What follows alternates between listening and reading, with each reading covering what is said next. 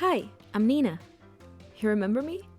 You're listening to Nerd Out Space, the best place to learn about all the things that you could not care less about. I miss you.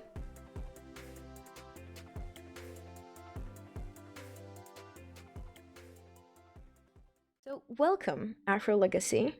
Would you like to introduce yourself and what you do? No. Could you?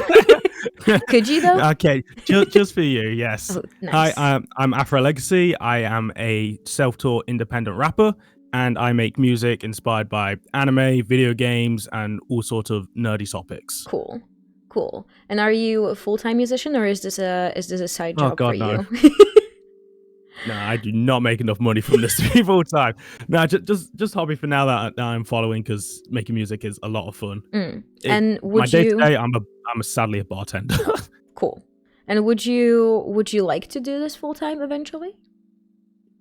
I think something along just content creation full time would be great. Music absolutely is fantastic, and I love doing it. But just making content in general is something I really enjoy. Do you ever maybe think about are you ever afraid that once you would start doing music and content full time that you would lose some passion of what you feel for it now? I doubt it, just because when I do it, it's like a form of escapism. So I really get into it. It blocks out anything, and if I'm doing it full time, it's just something I enjoy doing full time. No, I can't see myself working my current job the rest of my life, just because while I'm fine with my job, it's not something I'm passionate about. Understandable. But making just content is something I'm passionate about. I want to keep doing it for as long as I can. So if I start doing it full time, that's just a benefit for me. Right. And so, I don't know. Hopefully, everyone in the audience knows you for the people who are listening. But even if you were to show someone who doesn't know you your discography, what songs would you recommend them, and what songs would you rather they didn't listen to? Well, I've got a lot of songs I'd rather they didn't listen to. Anything. I've been making music for coming up to 5 years in March, I think. So I've got a lot of songs I'd rather people just didn't listen to. Anything I've made within like the past year and a half, I would be like completely fine to check out. That feels fitting. If you go 2 years beyond that, don't. Please. I've made some really bad stuff. I'd say one of my favorite things I've made in the past year is a song called Hollow, which is inspired by the anime Demon Slayer. Love. It's really good. I had a lot of fun making that one, and it did really well as well, so lots of people enjoy it. But yeah, if you ever go back past 2 years, I beg you don't. Please, I want to delete all of that so badly. Unlimited blade words, discipline gay purse, facing the framework, discipline pay first, hitting the fate worst, best of that hate curse, maybe who they hurt, paper from failures, hand on the next one up, so of course everything I drop, bangs, but your eyes don't see, so I aim for the top, but I give a fucking new bangs, yeah. Get out the way, where I go, death follows, a violent haze, and my mind goes hollow, head up in the clouds, demons not allowed, no mercy now when I'm around, so get out the way. It's also one of my favorite songs of all the music you've done in like the past year-ish. Absolutely insane. I have a few songs that I have on repeat from you. I'm gonna try and insert all of those in between the things that we talk about. But I'm very happy you mentioned it because it's really one of my favorite songs of yours. Yeah, it's one of mine too. Do you have? Oh, I know you did post about this a while back. That people keep listening to your Among Us song. Is that one you would hope people would just stop listening to? Oh my god, my Among Us song. Right, when Among Us started getting popular, you saw everyone and their grandma make an Among Us song, which is fair, and they did really well. And at the time I posted on YouTube, it did better than most of my other content. So I was like, oh, cool. Looking back 3 years afterwards, it's got 50,000 streams on Spotify. Damn. And it's such a bad song. And like I keep it up because people are listening to it, clearly. Like they're still listening to it. So someone out there enjoys it. I don't know why, but someone out there enjoys the song. So are the streams just still going? Yeah, they're still going up. Insane. People just love silly songs. I guess so, but it just sounds bad. Well, sometimes it's kind of like Twilight, Sometimes something is so bad it's actually good. No, Twilight's not an example. No, Twilight's not good. No, it's definitely so bad that you just want to watch it here and there. Okay, let me get a bit more serious though. So, you did say that you've been doing music nerdcore music specifically for like 5 years now. Come on, go to it, yeah. So, why did you decide to pursue music as, like, in general, not just nerdcore, but, like, what got you to make music? It just looked fun. It just, making music inspired by just, like, things you enjoyed just looked fun. I didn't have a passion for making music or making instrumentals or anything like that before I started doing it myself. I was just like, that looks enjoyable. I like the clever schemes and words and everything. I want to try it. And then I made a song and I was like, that was fun. Let's make another one. And then just as I kept going, I fell more and more in love with it. But jumping straight in the deep end like that instead of having any previous experience is weird because you have no idea what you're doing. So did you I don't know, did you have to study different hip-hop music, or did you have someone specifically inspire you back then from like mainstream media, or did you have to watch tutorials, or what was the way that you learned how to do all of this since you didn't have any previous knowledge of it? I don't think I had to study any like mainstream hip hop or anything, because I did listen to artists, all the big hip hop artists, Drake, Kanye, Eminem. I did listen to them, and I liked their stuff. But again, none of that inspired me to make music. It was just like casually listening to it. But it was nerdcore specifically, where I was just like, oh, there's a song about this character from this game that I really like. Right. That's so cool. And that was like sort of the starting point of why can't I just do that? It looks fun. People seem to like it. I like it. Why not even just try it? Yeah, I honestly totally get that. But then again, music in general, that's one thing. But then nerdcore is a totally different. It's just a genre within music, but it's a very different thing entirely. So, oh yeah. How did you find nerdcore, and how did you realize that this is something that you want to do, like specifically nerdcore? What is the story behind, like, how did AfroLegacy come to be? Oh, nerdcore as a genre specifically was a long time coming, I guess, to like actually realize what it was, because way back now, probably like 9 years ago, I want to say 8-9 years ago, I came across it back when YouTube was doing like parody songs. Let's take a mainstream song, change the lyrics for, I don't know, Pokemon or something, and make a parody of it. And I listened to that stuff from an artist called Nate Wants to Battle. And I was like, this is really cool. Again, it's a song I recognize, but flipped to be about a topic I love. That's awesome. And then, again, also around that time, probably like 8-9 years ago, I just came across content on YouTube that was music about video games. So this is very old Try Hard Ninja music, very old JT music, Rocket music, Zach B. Shout out all of them. Yes, obviously back when they all had their old names, JT Machinima, Rocket Get, yeah. So just very old stuff back then. I was like, this is really cool. Without me sticking around. So I watched one video, I liked the music, and then I moved on, and I never went back to them. And then it was back in, I think, when did this game come out? 2016, I think, was when the video game Overwatch came out. And all the characters on that obviously great, and I got into it. And I came across this Tracer rap by big creator you may know called Rustage. And I was like, Of course it was Rustage. It had to be. Of course it was Rustage, yeah. I was like, this is the coolest thing. And I just loved it so much. And so every now and again, I went back to his channel, and then I saw he made a song about a different Overwatch character. I'm going to subscribe to this guy because he's making music about stuff I enjoy. That's awesome. And from there, it just blew up. That's when I saw features with a guy called Schwibidi, something like that. A guy called Connor Rapper. What? And so I checked out all these guys, and from there it just started exploding. It's like there are so many artists making music about stuff I just play casually or watch casually in my spare time. This is so cool. And that was the kicker for I want to start trying it. Right. Why wouldn't I? It's so insane to me that you got to, as like a newer nerdcore member, it's just so insane to me that you actually got to witness like the birth really of nerdcore, since you got to see everyone still in their like the prime really of nerdcore, of the old names, because like I joined at the peak of nerdcore, so this is like so interesting to me to listen to.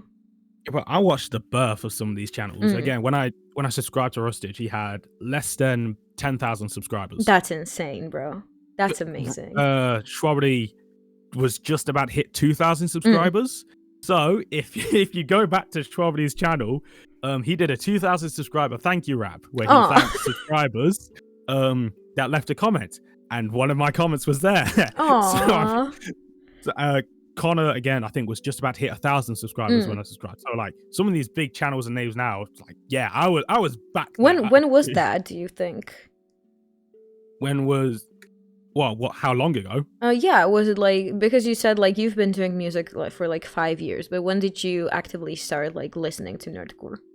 Oh, probably about 7 years ago. That would be. Oh my god, what is that? Is it 2017? 2017, 2016, something like that, yeah. That's so my god. We're old, bro. Oh my god. That's horrible. That doesn't sound horrible to say 7 years ago I was 17. Ew. That's just tragic. That's okay though. So, you said that you were particularly interested by Rustage's Overwatch music. So, was that something that you wanted to make yourself, or was that a specific game that you were like, oh, these people are making songs about this, I want to make songs about this too because I love this piece of media? It was, these people are, Rustage was making songs about Overwatch characters, and I just liked the game Overwatch. And so hearing songs about characters I enjoy was cool. But obviously when I subscribed, I saw he was making other types of music for other media. I was like, oh, this is just a whole thing I can make songs about whatever I want. Understandable. So it was a big case of just like, oh, it doesn't need to be this specific form of media because they're making about anything. Right. And I think that was what the big appeal was. It's like, oh my god, there's so many topics swirling around my brain at once, because I'm obsessed with so much media, so many games, so many shows, so many like anime. I'm just like, there's so much racking around in my head that you can just get a spark for ideas. Not back then, I would say, not back when I first started, because I didn't know what I was doing. But after making music for so long and getting a feel for how certain ideas come together, you can just see a show you really like and get a spark for it. You're just like, I know what would fit that perfectly. And so just the ideas just start coming out of literally nowhere. Keeping my head down, see me climb to the top. I stay connected to surroundings, there's no time to be stopped. This cat now leaving the box, and all these memories are locked. Our time been frozen still for years, so let's restart that clock. Down this road I've been following my heartbeat. Every step that I make, it feels just right. Open doors, it's a life that I cannot be. Oh, just take a break and feel the light. Whoa, don't stray away from me. Whoa.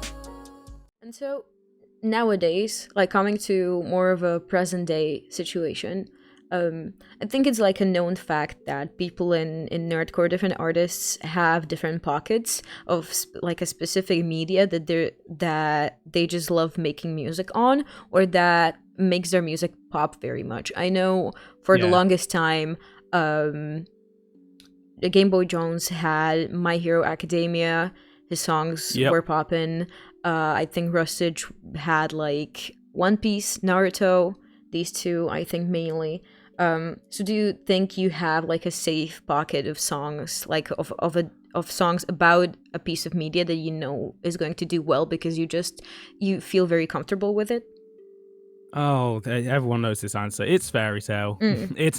It's Fairy Tale. I know it, like, current timings, people don't talk about the show as much. I know it used to be really popular, but right now it's not spoken about as much. Mm. But I love that show with my whole heart, and I'm surprised that whenever I make fairy tale music, it does as well as it does. You know, like one of my at least most viewed things on YouTube. No, actually, two of my top 5 are fairy tale songs. Really? Now, yeah, it was the Guild Cipher, which you're on. Oh, right. And it was one I made with Hala CG like 3 years ago. So again, also not a good song because it was that long ago, but to see it got so many views for something I just really like, it's such a good feeling. It's very fun because fun that you mentioned the fairy tale guild cipher, because like it was one of the first ciphers I got to be on, really. Was it? And Oh, I didn't know that. Yeah, I think one of the first ciphers I got to be on was yours, and also Jacob Cass's DC villains, I think, or was it just Batman? Oh, it was yeah. Batman villains. Yeah. Batman villains, yeah. So those were like one of the first bigger projects that I got to be on, and I just love listening to it, you know, because it just like it shows me how much both of us have grown.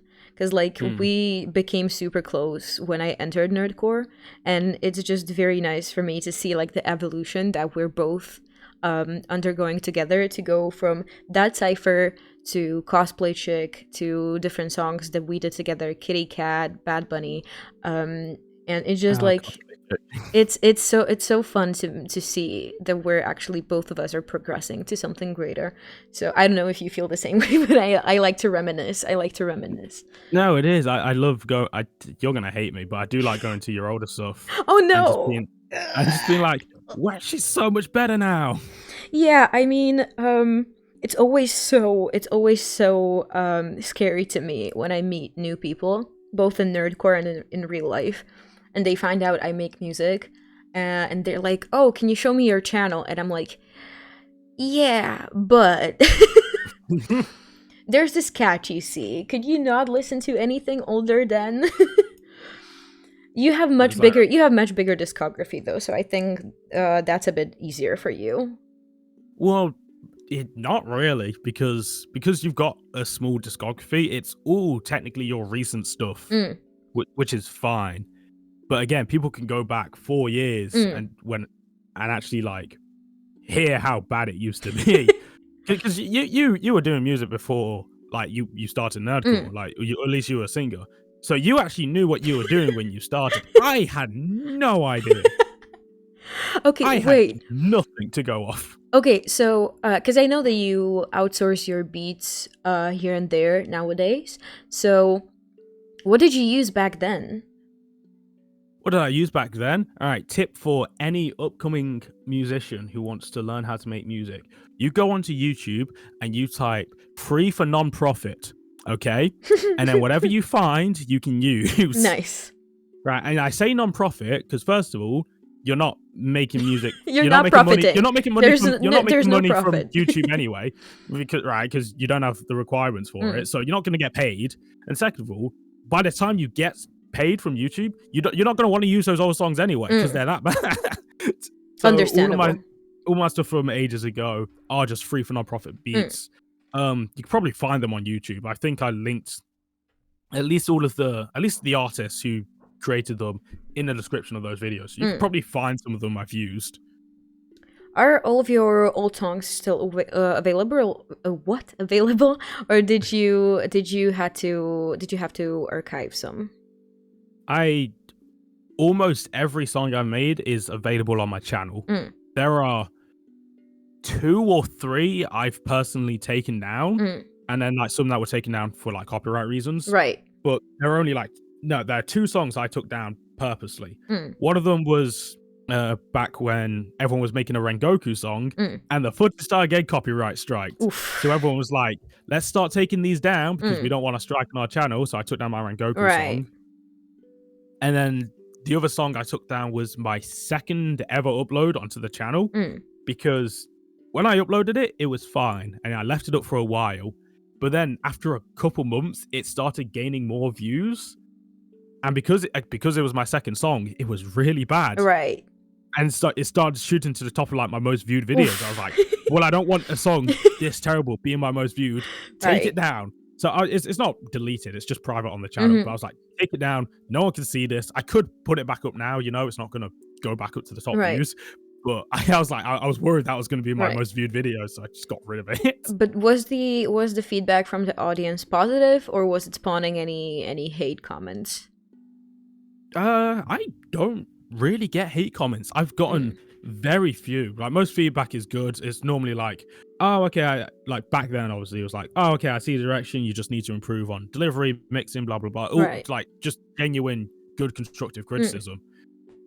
The hate comments I've rarely got, which I'm really surprised at, because I've seen people get just bad hate comments for the stuff they make. And considering how much stuff I've made and how not good a lot of it is, I thought I would get a lot more, and that was something I was worried about when I started uploading. I was like, oh, people are going to start shitting on me, oh no. But I have not gotten many hate comments. Good for you.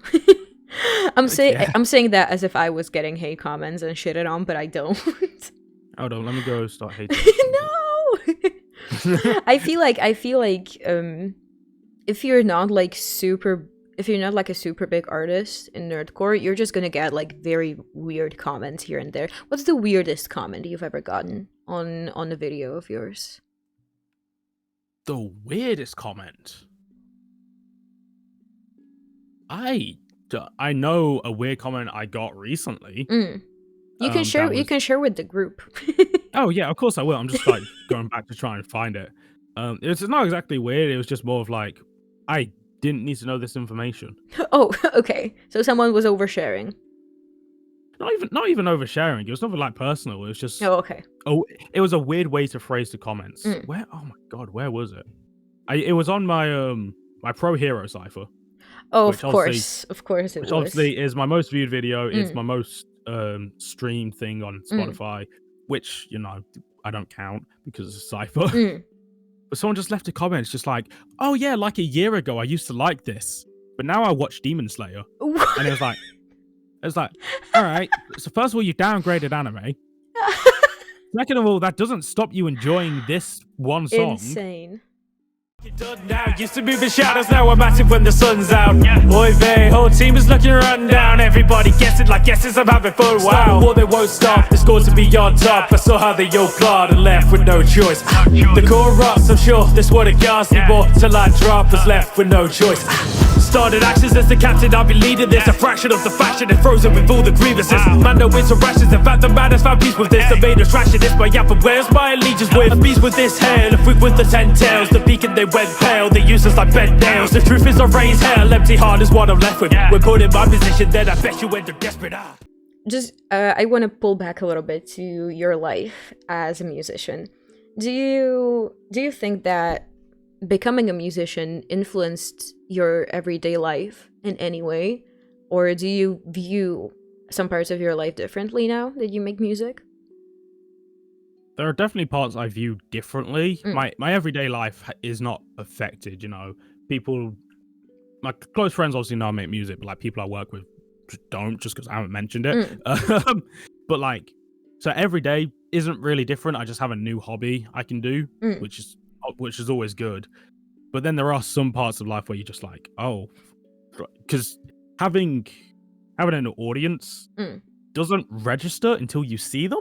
Right. In person, like it's so easy to look at numbers on a screen and it not really mean anything. You know, you look at them, it's like, cool, there are numbers. You don't think that behind every number is a person. You know, I know this keeps shocking you. Because you release Let Us Bleed and it's got almost 5,000 views. 5,000 people have been listening to that song. That's insane, honestly. Which you don't realize until you see someone. And so since the audience started growing more, and obviously I go to conventions a lot, it's weird going to conventions and people being like, oh, you're AfroLegacy, I listen to your stuff. And I'm like, oh, you know who I am. And it's been great because I have had a, I guess, slow growth over the years. So every time I go to a convention, it's like a couple more people. Right. You know, the first time this happened was when, what year was it? 2021? No, 2020. I went to not Shalloween, the Shao Dojo tour. Oh, right. Which is when Shaudo, Rustage, Stupendium, Conquest did a tour across the UK and performed at different shows. And I went to one of them, met all of them. That's when I met Breton as well, Olaf and Jack from Nerd Out. I met them. It was cool. And at the show, I think it was just one person who just came up to me. It's like, oh, you're AfroLegacy, aren't you? And I'm just like, oh, yeah. Yeah. And it was weird because that never happened before. And then as I keep going to cons, it was like one person came up to me, noticed it. The next con, 2 or 3. The next con, 3, 4. And it was like, oh, there are actually people who just recognize me in public now because of what I do online, which is so weird. Something you enjoy casually as a con, and you don't expect anyone just to come out of nowhere and know who you are. Is so weird. I bet the first person who came up to you has to hold a very special place in your heart. That has to be such a fond memory. Oh god, I do think about it a lot. It's like, oh, someone recognized who I was. And then obviously when I went to NPC last year, obviously people who you're mutual with on Twitter notice you and just like say hi real quick, blah blah blah. But then there are just people who I'm not there as an artist, you know. Right. I'm there to watch people. I'm in the audience. But people are coming up to me on the meet and greet day. I'm just like, oh, you're Afro, I listen to this song, blah blah blah blah blah. And I remember someone coming up and mentioning Hollow, that mentioned earlier, as a song they listened to. I was like, oh, that's so cool. Also, like, Rice is around as well. You talk to him and he's like, yeah, I'm going to try and find him as well because he did great on that song. And it's so weird having small pockets of your life be like influenced by what you do. Right. Whereas the rest of your life, you'll continue on normally. And it's just like, oh, it doesn't affect my daily life. But then those small pockets are just like, this is so cool. So since you mentioned NPC, are you excited to go this year? Are you excited in particular to meet someone, or? Yeah, I'm excited to meet you again. I'm excited to meet you too. Yes, I'm trying really hard to save up for NPC because, you know, it's expensive. Obviously. But last year I met most people. Obviously, I see people like Schwabedy, Connor, Olaf. I see them casually, just like every now and again where we go to cons and stuff, or if they're doing something at Connor's house. Like, so seeing them is fine. And then there are people I talk to in like VC casually, like Diggs and people like that, where I could just go into a VC and hang out, which is really cool. But last year, who did I meet last year? How many people did I meet last year who I don't speak to often? Chi-Chi. I saw Chi-Chi again. I saw her at MomoCon the year before, but then, you know, I don't talk to Chi-Chi casually, so seeing her again was really cool. But this year, I do want to talk to Rocket Music and JT Music, just because I never got the opportunity to get like in their meet and greet line and go see them, because I'm hanging out with everyone again. So I didn't get to see them. I would like to see them. Last year, I spoke briefly to the rest of Nerd Out. You know, I talked to Jack every now and again, but seeing Ben and Nem, that was really cool. No, such a great. The NPC is such a great event. I love it so much. I'm actually also very excited to meet Chi-Chi as well. She's a very big inspiration to me, so that's also cool that you mentioned her. Because like she's got so much energy. Oh yeah, she seems like such a bright, happy, amazing. Like she just has such an amazing aura around her. When I see her, it's just, I'm so excited. And also very excited to meet the rest of Nerd Out, because like I already know Jack. I'm gonna collect them like Infinity Stones. I'm also very excited to see Ben, because I promised him I would steal his vocal cords, so hope he's ready for that. Oh, okay. Well, there's gonna be a crime at NPC this year. Okay, just don't mention it to anyone. Okay, it's just between us and everyone listening right now. And everyone listening. Just don't even worry about it. Okay, it's not that bad. Sorry. Okay. So, we were talking briefly about the fact that you would like to do content creation as a whole, if you could, for Yes. like full time. So, I want to kind of focus a bit more on your musical career and content creation right now. So when it comes to music, do you have like a goal that you would want to achieve in either YouTube subscribers or I don't know, Spotify followers, Spotify listens? Is there any kind of number in your mind that's like a goal for you, or not at all? I think it just goes like goal by goal. I don't have aspirations for like I want to hit 1 million monthly listeners on Right. Spotify. Like that like, even just the numbers I have now seem way too big. So it's sort of like, all right, as I get to a goal, let's make a new one. Let's make a new one, because numbers are never the goal. I guess it's always like, I just want to improve personally. I want to listen to songs I make this year, Right. and feel like they sound better than the ones I made last year. I see. But just naturally, as you improve music, you do just grow in numbers. So right now, I think I'm hovering around 8,000 monthly listeners, and so the next one is like, oh, I want to hit 10,000.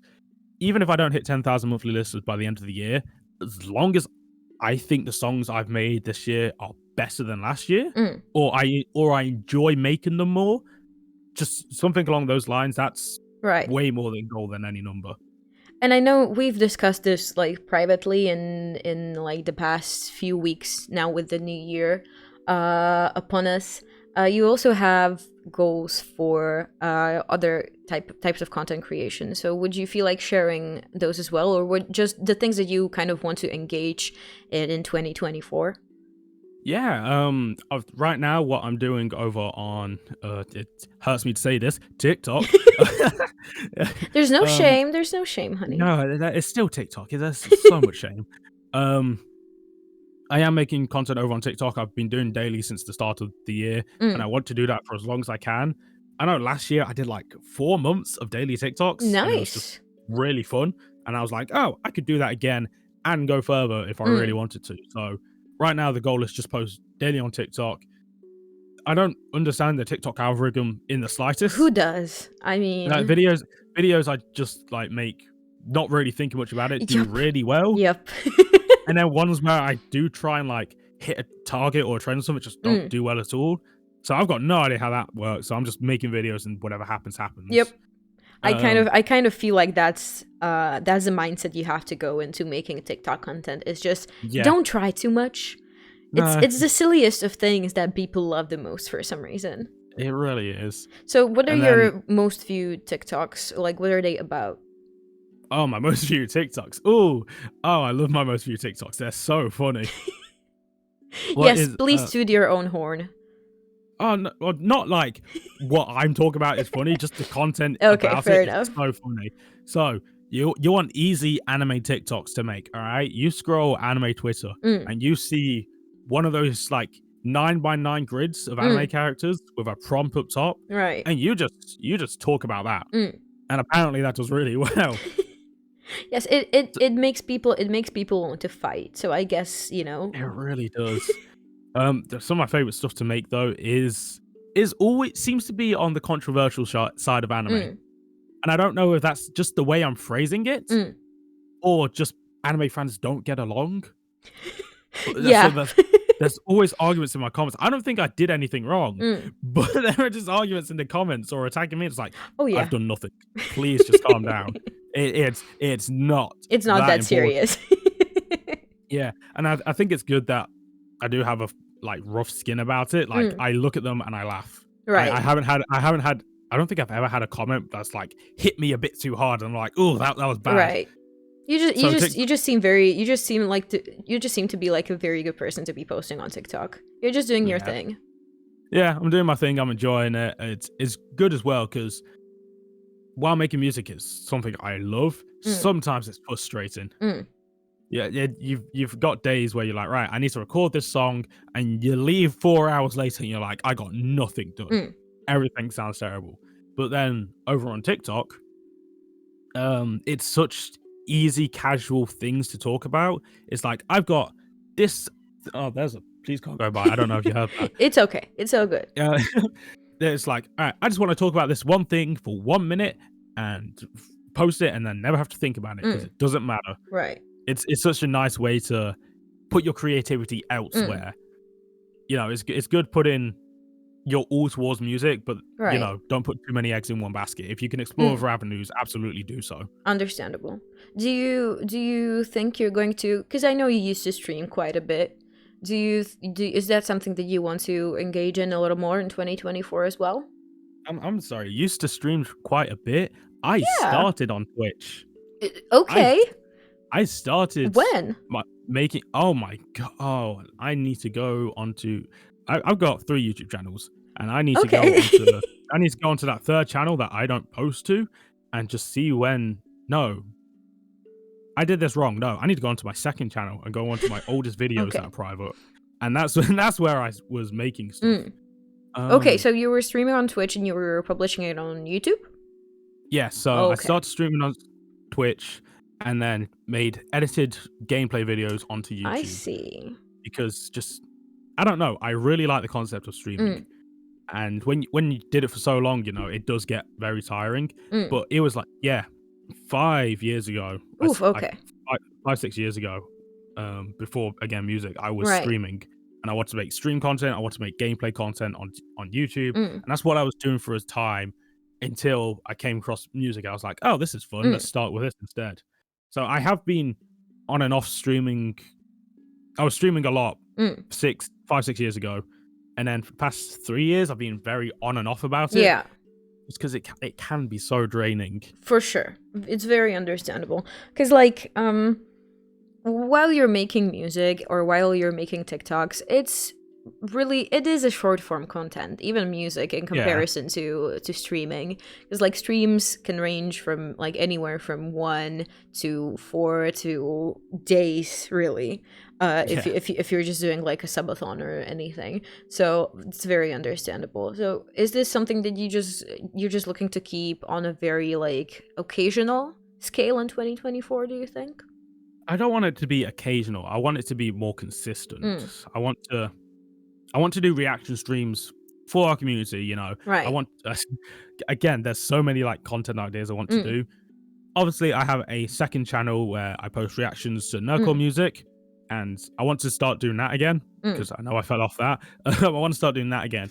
But then because there are so many artists, I can't post every single I can't react to every single one, post them. So what I want to start doing is streams on the weekend where people just send in the videos they made for the past week or 2 weeks, and I check them out on stream. Right. Because I think that'd be a great way to engage with the community. I get to highlight some artists who I'm not showing over on YouTube. For sure. And it is keeping my Twitch alive. Do you also because I know you also used to do like more reactions. I don't know if you did specifically like reaction streams where you just reacted to a bunch of music. But if you did you ever find like more artists that you would like to work with? I don't think I found more artists I'd like to work with. I found artists I wasn't aware before, and I was like, oh, this is really cool. I don't think in those moments I had a spark of I want you on a song right away, but it did draw your attention to more artists. It was like, oh, I didn't know you're in the community, because you can find so many artists who are under 1,000, under 2,000 subscribers who you just aren't aware of. You know, you have all of the big names you hear, like Fable, Daddy Fat Snap. You hear all of these guys all the time, but then there are just other artists that look like they've got potential. It's like, oh, put work in, and you could be really good, that you just don't hear about. You don't see them on Twitter. You don't know they're posting on TikTok because the algorithm sucks and it doesn't highlight these smaller artists. Right, sure. And are there, from like any more established names or even the smaller names, doesn't matter, is there any specific artist or artists that you are looking to work with in the upcoming year, or even like in further future? Yeah, always. I'm always looking at people like, cool, I would like you on a song. Just now isn't the right time. Right. So like top of the list would be Hala CG. Mm. Like, she has been on some of my stuff before, but I want to like, again, that was so long ago. None of it's good. I want to have a song which I'm happy with now, and I'm like, I would love to have Hala on this because her vocals. Who doesn't want to work with Hala? I mean, Oh my let's be god, her honest. vocals are insane. She's so good. Yep. Definitely also one of my biggest inspirations, for sure. Yeah, absolutely. Connor Quest, inspiration for ages now. Would love to have him on the track. I don't know. He's on one of my songs, I think, and that was the Valorant cipher, and that's like almost 4 years old. So again, needs something more recent to have him on. But there are just a lot of artists where I'm just like, it'd be cool to have you on a song, but I think right now, at least for this year, I do want to focus on myself a bit more. Because I know 2023 and 2022, I did have a lot of collaborations, right? And which I love doing. I love working with people so much. It is so much fun. But there is that focus of, right, can I make a song that just highlights every aspect of what I can do? Because you should know your weaknesses and strengths when it comes to making songs, and it's about working on those weaknesses that is where you improve. Right. And so are you looking to just make more solo music, or is that how am I understanding it right? Yeah, I think so, which is terrible because I look at the songs I want to work on and like a rough schedule I've got for upcoming stuff, and they just have features on them. Right. No, I get it. I get it. Yeah, my first song of the year, that's being worked on right now, does have a feature on. And then just like 2-3 after that, there's another feature I'd like to ask. And then 2-3 after that, there's another feature like that. It's like, right, stop putting features on stuff. Just, you can make music without them. Honestly, there's so many talented people in the community. It's so difficult to not make songs with features. Like, at least that's my kind of like how I'm seeing it. Just because I personally don't even have that many songs without features. Because every time I was about like, I'm going to make a song, someone was like, can I be on the song? And I'm like, I love you. Of course you can be on this song. Like, I'm not going to turn my friends down, you know? Like, I love working with my friends. But coincidentally, my first song of 2024, hopefully, should also be without a feature. And that's going to be probably my first song without a feature since my EP with Abby Max dropped, because there's a few songs without features, but I actually don't have any bigger songs without a feature, I don't think. Yeah, like, I'm looking at the songs I posted last year, and it is working with people who I don't normally work with, which is what I like doing. I like getting new people on my channel to showcase what they can do as well. Right. You know, I know I'm not the biggest channel out there, but I'm also not the smallest channel out there. And if I can get someone else on to showcase them, absolutely I will. Right. It's so good doing that. I love it so much. So if you feel comfortable with sharing something with us, what are you currently working on, or what do you hope that this year would bring for your music? What songs I'm currently working on? Yeah, songs or projects or like anything that you feel comfortable sharing that's not like too big of a secret. Yeah. I've got 2 EP and 1 album ideas floating around in the back that I'm slowly working on. One of them I was meant to release last year, which I didn't get around to doing.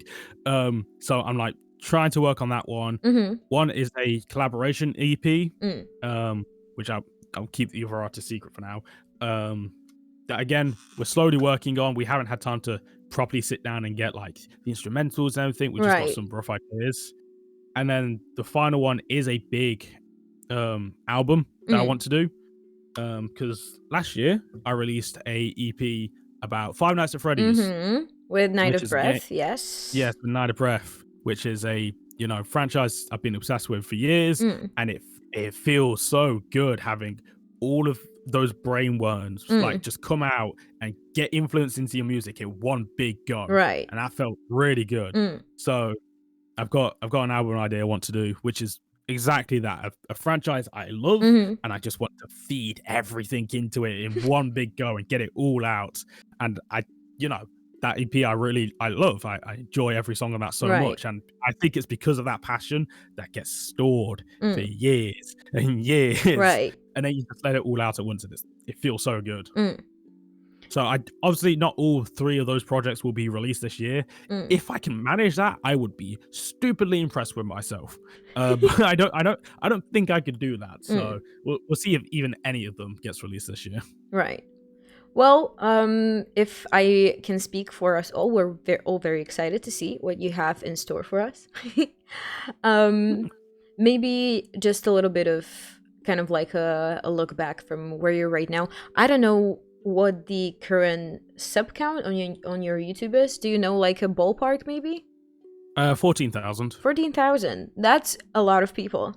Also, That's so if you put that in like into a perspective, that's insane. Like that's a stadium of people.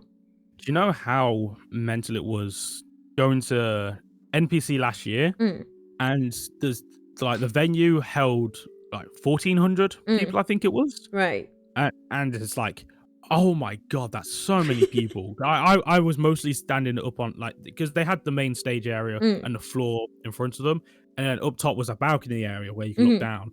And I was mostly up on that balcony area with some of our artists and friends. Right. And just looking down at the crowd below, you're just like, that's so many people. That has to be so insane. And that's only 1,400 people. Having a rough ballpark of times in that by 10 to 10 is insane. You get to the point where it's like it's multiple schools at that point. It's not just a school of people. There's like multiple schools. So which can you imagine like what a young Afro would think if you told him that you had 14,000 subscribers? Oh well, almost 5 years ago when I first started, wouldn't believe me. Wouldn't believe me. Again, I had a very slow growth. I think in the first year making music, I'd only gained like 100 subscribers, which is like, I don't know if that's a lot in a year's time. I've seen artists come out of the woodwork and they grow really quickly. Right. So it feels like, I don't know if that's because the scene's more established and so people can just find new artists easier, or if they were just better than when I started and so they grow better. So in 1 year, just having a growth of 100 was very slow. After that, I don't quickly remember how much I grew. I don't know if I got to 1,000 in the second year, which is I feel like that was right. I got to 1,000 in the second year. And then after I released the Pro Hero Cypher, I went from like 2,000 to like 7,000 in a couple months, which, that growth is insane. So that was probably like your biggest spike, right? Oh yeah, absolutely. That was my biggest spike. No question. That was my biggest spike. Obviously that was on a project. For a song, the biggest spike was probably Cosplay Chick. Nice. Oh nice. God, I love Cosplay. Can we talk about Cosplay Chick? Oh baby, do you think I wouldn't notice eyes glancing across my body? I can tell you losing focus. Brain so empty, it says blocking. Slowly putting on the stockings. Finna skip a lot of talking, cause I know what you really want. Oh baby, do you think I wouldn't notice eyes glancing across my body? I can tell you losing focus. Brain so empty, it says blocking. Slowly putting on the stockings. Finna skip a lot of talking, cause I know what you really want. Mind on something different, shit while we're dressing up. Lord, I need forgiveness with these thoughts of mine, a blessing of just beauty. I be staring, do you blame me? Yeah, just look her up and down. I'm feeling trapped, the way she acted got me acting up. Hey, every inch of her body's got me mesmerized. Check the hardy, walking past shardy, got it, bring paradise. Look her wearing every outfit, giving me those hard eyes. I love that song so much. That song came together in such a mishmash of ideas and timing. It was also probably like that was still very early on like into my music career, if we can call it a career. I guess we can. No, we could call it a career. But it's just so surreal to me that it was really just like I feel like it sparked as a very random idea that quickly progressed, and then suddenly it just blew up and people still love the song. So it makes me so happy. I was just thinking about it the other day that we should like do a remix or something. At this point, like, it's so iconic. I feel like you have to build Ooh, upon it a little bit. I feel like we're still going to give it a bit more time because it is to this day my most viewed. Not do I want to say most viewed? No, because it's not my most One viewed of the song on most YouTube. viewed, probably. It's one of my most viewed songs, absolutely, and it is my most streamed song because I don't include the Pro Hero Cypher. That doesn't count as a stream song. That's a project, Right. but like Cosplay Chick is my most streamed song. It's about hit 80,000. Really?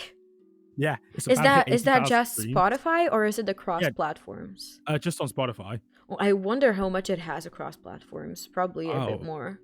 I need to check that. Yeah, but the fact that came out of just bad timing because I originally had the idea. I totally forgot about this. Oh my god. Yeah, I originally had the idea, and I was going to ask Diggs to Prophecy to be on the hook because if it's a song like this, you gotta have Diggs on it. For sure. And Diggs was like, "I like the idea, it's cool, but I'm really busy with school right now. I can't do it." And I was like, that sucks. And and so I asked you to be on it instead, and where you also came in with the crazy idea of the backing vocals. Nina, just an icon. What can I say? I was Nina, I was I thinking big. Even when I started. I had ideas that were way out of the box for paid off. It paid off. We got really a Schwarty did. reaction, and he was stunned. Nina's ad-libs going crazy right now. Yes, they are. Hey Nina, hit my line. Yeah, that was probably one of the highlights of my early career was the Schwabity reaction. Just That was so funny because there were so many people and everyone was just so stunned. Like, what is this? But then again, like, shocking promo is still promo. Like, it's still promo. Yeah. That's insane. I totally forgot about this entire arc of like how Cosplay Chick came to be. How did you forget this? I'm not very. I don't hold too many things in my brain. I'm sorry. Yeah, I know. Okay, we totally deviated from what I wanted to ask next. I wanted to ask you, so if you could give a piece of advice to the past you that started making music from scratch all those years ago, is there anything specific that comes to mind? There are two things. No, one of them doesn't count. Okay. One of them was going to be, hey, don't record your songs all in one breath, because I did that back then. Really? Yeah. Yeah. What song was it I released? I think it was when I released my first Five Nights at Freddy's song. I had and I was like, obviously tagging people on Twitter to check it out. Hey, I'm new, to check this out. And I tagged Try Hard Ninja, and he actually commented on the video, and he was just like, "You gotta take the breath, record in parts, because we can hear that it's all in one breath." And I was like, "Yeah, you're not wrong." But Jesus, that's so funny. I can't. If I was to say anything, it would be to learn to mix, because if I started mixing straight away, or like at least learning, I feel like by now, almost 5 years later, I'd be in a decent spot with it. I know nothing about mixing. I did obviously mix some of my older songs, and they're not good. But understandable. Mixing is hard. That makes two of us. It is. Shout the fuck out to Bob Floss, who's been mixing my stuff for over 2 years now, and actually makes it sound good. Because oh my god, I was not in a position to know how to mix. This is definitely a shout out to all the producers and mixers in the nerdcore community. Yeah, you guys are priceless, really. If you know how to mix, you baffle me. For real. Because I don't know if I'm just stupid, but sometimes I just can't hear like the difference in like certain frequencies and stuff. And so it's so hard. Honestly, for me, it's just the intimidating aspect of the thing, because it's like such a big task to undertake, it's just like, and especially if you're like already, I don't know, we're 23, right? You're also 23, aren't you? Don't say it like that. Yeah. No, but like we're 23, and like I feel like at 23, and if you've been making music for a while, it's just so intimidating to start learning something like completely new. Like people who started this like as a fun hobby in their teens, like it had like a nice progression, right? But like at least for me, it's very intimidating to just like start something I know nothing about, like nothing at all. Yeah. You're scared to open FL Studio. We're not even going to talk about my attempts to just open FL Studio. That's no, absolutely not. And when you look back at your entire music journey as a whole so far, is there anything that you wish you would have done differently, or are you more of a no regrets kind of person? I think I'm a more of a no regrets kind of person. You know, most collaboration opportunities like outside my channel I've taken up on.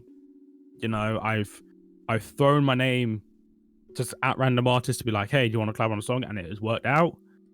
So I look at my channel, I look at what I've covered, and I don't regret any of it. Obviously, looking back, I'm just like, man, that song's bad. I shouldn't have made it. But I know long term, I making that song was a good decision. For sure. Like it aided your progression, definitely. Yeah. For sure. And it definitely helps, obviously, keeping it all up and being able to see my own progression instead of just like binning everything into the void and then for sure. For sure.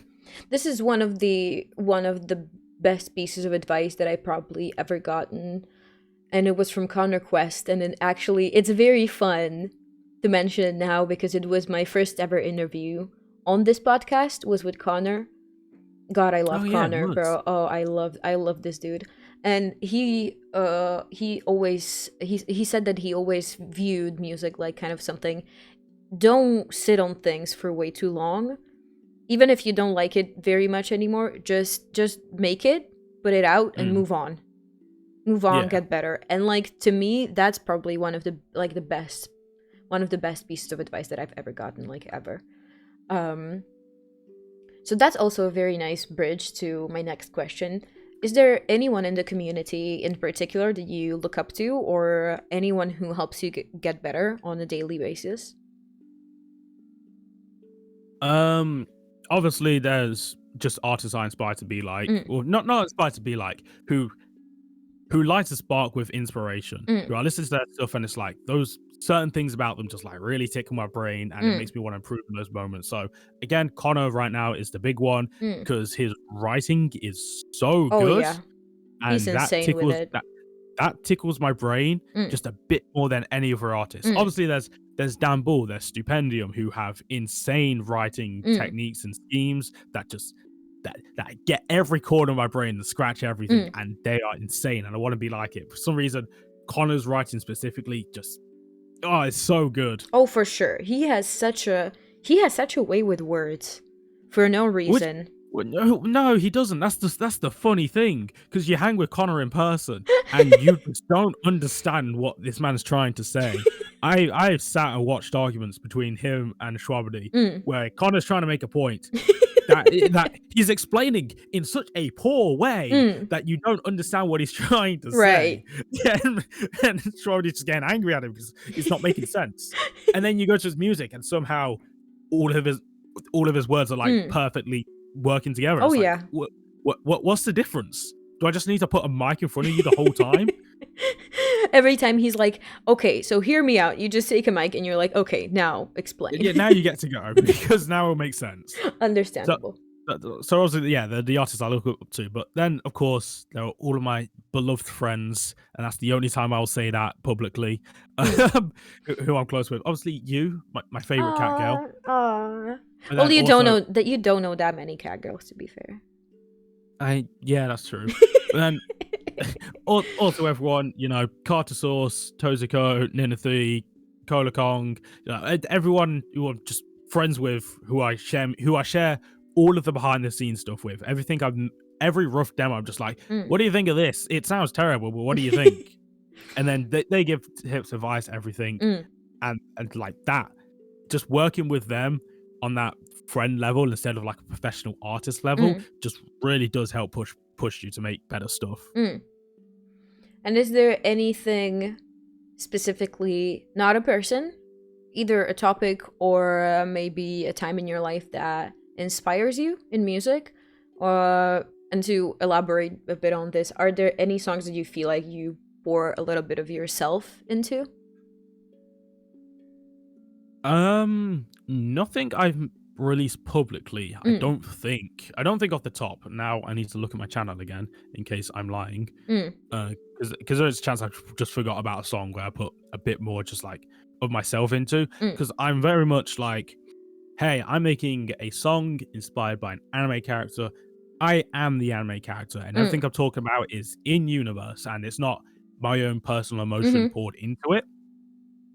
So that's how I view music. But then there are a lot of songs I've got that I haven't recorded but I've written that is a lot more personal and stuff I'm waiting to do.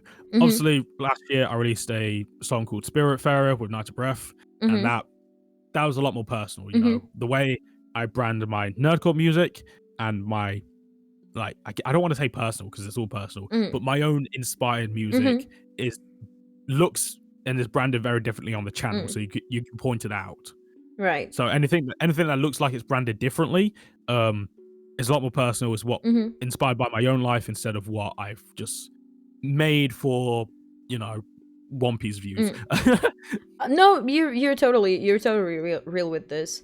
So, do you think, or are you happy with your current ratio of personal music and nerdcore inspired music?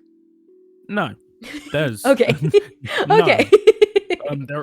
There's a lot of topics and things I do want to, I guess, share or like express through music that's happened in my personal life, and I feel like music is the way to share that. That there could be a number of ways I can share. I feel like music is the one. That's the one that resonates with me the most. But just making music about anime characters just is so much fun.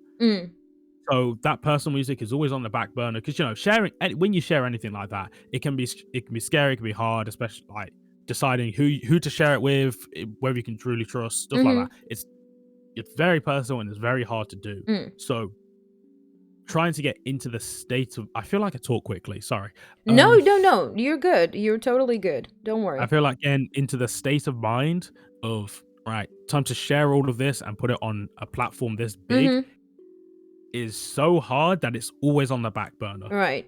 It's always something I'm not. I think it's also very intimidating. I mean, to really bear your emotions like that, especially when you're just like, and this is not meant to be like downplaying it in any way, but really just like being a content creator, you're here to entertain, right? So bringing intense topics can always be very intimidating. At least that's how I view it. Yeah. And I know I could easily pick a game or a show that has similar themes and similar ideas and journey to express it through, right? And just hide it as it's just about the show, it's just about the character. I could easily do that. I don't want to. Right. If I talk about a character, it's for the character. But if I want to talk about myself, I want to express it as myself. Right. So you feel like it kind of depersonalizes the issue then. Yeah, at least for me. No. That's of course. Yeah.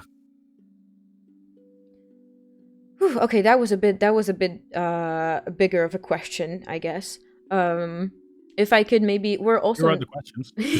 we're also nearing like the last few questions that I have for you today. And they're all a bit more centered on the community itself because we talked a lot about you. So now I kind of want because I'm the one on the podcast. Yeah, of course. We're talking about the community. We're talking about me here. I want to hear what you think about the community.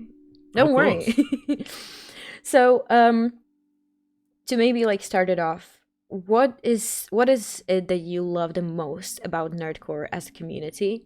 And also a contrary question, what do you dislike about the nerdcore community, or what do you think we can still improve as a community? I hate everyone on Twitter. You lot are so bad. Excuse me? I see conversation topics and points and jokes that are just a bad. They just aren't entertaining. And Okay. I don't know if this is a grudge from MomoCon and my incident at MomoCon. But Bro's just biased. For like 2 or 3 weeks straight, that image was circulating and it got boring so quickly. You lot dry out jokes so quickly. Yeah, that's true. I mean, then again, you like one has to just like ponder on the fact that it was funny, you know, and so it was the thing hilarious. is I think the problem was it was funny to many people. So like for them, they could have used the joke 1 or 2 times, but it was like 20, 30 people using the joke, right? So for you, it was like, why? It got boring so quickly. Well, it's time to get a new AfroLegacy meme going this year, this 2024. So I will be also bringing my bunny suit, so you know, to NPC. So by God, you will see AfroLegacy willing to risk it all again. 2.0. What happened to that video you were gonna send? Oh right. Which I'm keeping vague on purpose. No. Okay, just to provide context. No, there's no context. Nia's just gonna send me a video of her in a bunny suit, and that was it. Okay, That's never mind. Okay, let's just not give context then. Let's just let the people wondering. Okay, that was what you dislike, even though it was like more of a jokey way, but still. Yeah. Is there anything that you in particularly like about nerdcore as a community? I love how supportive everyone can get. I love how you see this a lot with the bigger artists, where people like, I want to try a new style. I'm experimenting with new direction, new techniques. I want to experiment with this, and like the community's there for it. They want to see the well-established artists do more outside of their comfort zone, which is great. But even as for the smaller artists, I love that if someone new starts making music in the community and shares it with a couple people, and people, even if it's horrendous, even if it's the worst music you've ever heard, which, you know, sometimes it is. I've heard some bad stuff. Right. There are people willing to leave comments and just like, I think you can improve on this if you work on this, blah, blah, and like give constructive criticism. Because starting content in a well-established scene is scary. You've got so many people you feel like you compete against. Right. And even as you grow, if there's always someone you're going to compete with. If you start music, you're going to be compared to people who've got a couple hundred subscribers. You gain a couple hundred subscribers, you're being compared to people with a couple thousand. You gain a couple thousand, being compared against the next artist. Like it just keeps going up. Right. So I feel like it's great that you can enter this scene and get some constructive criticism from people who are already in the scene and who want to help. Because at the end of the day, we're all making music because we like listening to good music and we want to hear good music. Right. And so if you want to start making good music, why wouldn't people want to help you? You know, and it can be hard because, you know, again, I've got a job I do in the day, and then I come home and I want to relax or work on my own music. Right. So I'm not always going to respond to someone who's asking for criticism. But you can get people who are just like, I want to share this, and someone could respond like, hey, there's potential here. If you work this and this, I think it could be good. Right. So I like how accepting everyone is. So like a little intersection. Do you get people asking you to like review their stuff often, or do you just like get a message here and there like, hey, could you take a look at this? What's your advice? Not super often anymore. I used to before, like 2 years ago, and I feel sorry to anyone I gave advice to, because 2 years ago, again, still didn't really know what I was doing. I was still just riding the wave. So not so much anymore. But I do like, sometimes I'll just see a random video from an artist I haven't seen before, and I was like, I'm going to listen to this. And it's like, seeing people just come out of the woodwork with stuff is really fun. For sure. I also really appreciate this about nerdcore, that when I joined, again, since like I still think of myself as quite recent in the community. You are. Thank you. That's good. I like being new meat. It's nice. It makes me interesting. No, but like I also really appreciated how everyone was really so accepting, and they were just like, yeah, of course we want to help you. Like, really, one of the first people from like the bigger scene were definitely you and Mir and Diggs. That there were just like few people that really wanted to like actually like speak to me, and Schwab and Connor. I'll forever be thankful for them accepting my invite onto this podcast, because like I had nothing to show for myself, right? Like it was like I knew nothing. I only had like a few episodes of the podcast out, so it was just like so encouraging to see those people be like, of course, we want to help the community and we want to like help people around us grow. So like I definitely agree with you on that. But I also agree that Twitter, like nerdcore Twitter specifically, can be a war zone. It's so bad. So what do you like, what's your stance on when there's drama in the community? Because I feel like drama in nerdcore usually takes place on Twitter, because like there's only a few places where nerdcore operates, and I think the main are like YouTube, of course YouTube, Twitter, and Discord. Those are like I think like the three biggest platforms if you want to catch up. It's always Twitter, because that's where anyone can interject. You know, if something happens, you know, YouTube is just a place for the music. That's just a place for the songs, and if you support an artist, you subscribe to them, you're in their comment section. Whereas Twitter, you can see anyone's opinion. Right. But I feel like most nerdcore drama isn't drama. It's normally there's a disagreement between these two artists, and they're talking about it publicly, which is, you know, what you should never do. You should never talk about stuff you disagree with publicly on Twitter, because that's when anyone can interject to say you're being disrespectful, you don't understand this, blah blah blah, and that's stupid. Obviously, there are some bigger moments with artists using words they shouldn't, right? Which is we don't even have to name drop. I feel like that's pretty self-explanatory. But that shouldn't even feel like drama. That's just like you've fucked up.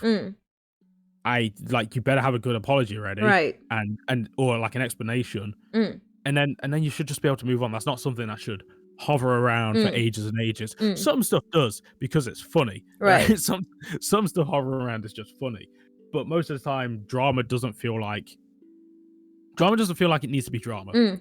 Right. It feels like it gets blown out of proportion unnecessarily, and you know, you don't normally see me tweet about it. I'm normally watching back. I'm normally in the group chat just like telling everyone, just like, hey, this is happening right now, come watch. And I watch things unfold, because while I don't like being involved in drama, watching drama is fun. Watching drama's fine. Understandable. That doesn't upset me. I think the biggest problem with Twitter drama, especially nerdcore Twitter, is that there are like a lot of younger artists that just like to drag things out even when it doesn't need to be at all. Especially like we've had our fair share of things happen in 2023, and I feel like once it's over, you should just let it die, you know, just let it be. And some people, they just love to drag things out for like ages for no reason. So the only Twitter drama that should get dragged out is Frost constantly updating the arcs, yes. which he stopped doing. Yes, like, that doesn't exist anymore. Oh, and that's no. very sad. Yeah, he's stopped doing it. I don't think anything for last year or even late 2022 was on there, which is very upsetting, because I would like to look back at that. That's always funny. Yeah, that was. I remember that one chart. I think that was the like end of 2021, beginning of 2022. I think that's kind of when I started being a bit more active in the community. So I feel like I can remember it, I think. Anyway. Can I find it? I'm trying to find it now. If you do, just send it to me, please. Okay. Okay, one last question. Are you ready? Yes. Are you ready? Always. So, how would you encourage new people who already like the same thing that you like, or who already want to make music kind of like you do? How would you encourage them to find a place in our community? You find a place by just starting.